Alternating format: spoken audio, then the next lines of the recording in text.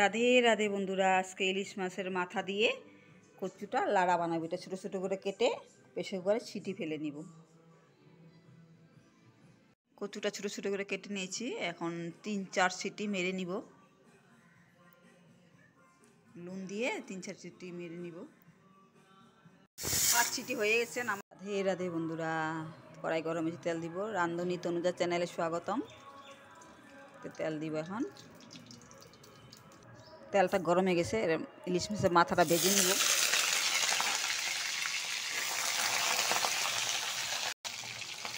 নুন দিব আর একটু হলুদ দিব, কড়া করে ভেজে দিব লাল করে।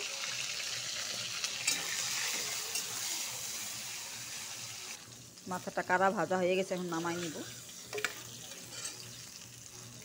মাছ ভাজার তেলে পাঁচফোড়নটা দিব, 2টা শুকনো লঙ্কা 2 টুকরা করে নিয়েছি, এটা ঢেলে দিব। আর লাল লাল করে ভাজবো।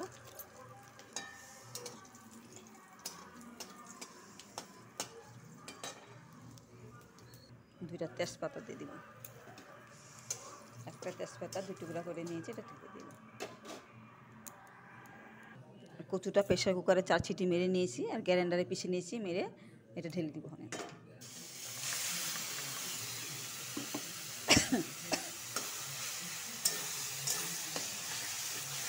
এখানে একটু নুন দিয়ে দিব, নুন একটু কম দিব। ইলিশ মাছের মাথার সাথে একটু নুন আছে মাখা, এই জন্য একটু কম করে দিব। আর আধা চামচ মতন হলুদ দিব। কচুটা একটু ভালো করে লাড়াচাড়া করব।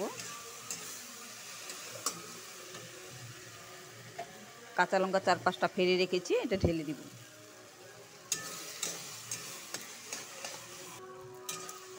কচুটা 2 মিনিট মতন লেড়ে চেড়ে ভাজা ইলিশ মাছের মাথাটা ঢেলে দিব।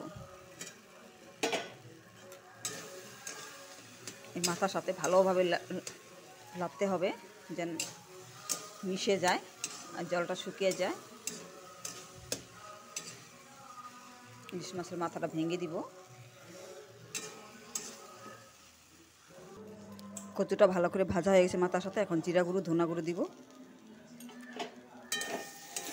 একটু ভেজে নিব। ইলিশ মাছের সেন্টটা অনেক সুন্দর বেরিয়েছে, মাথার সেন্টটা। এইভাবে বানিয়ে কিন্তু খেতে অসাধারণ টেস্টি হয়।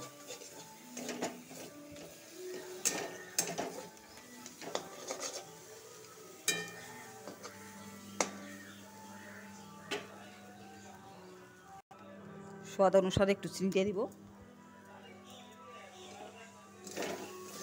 হয়ে গেছে, নামাবো।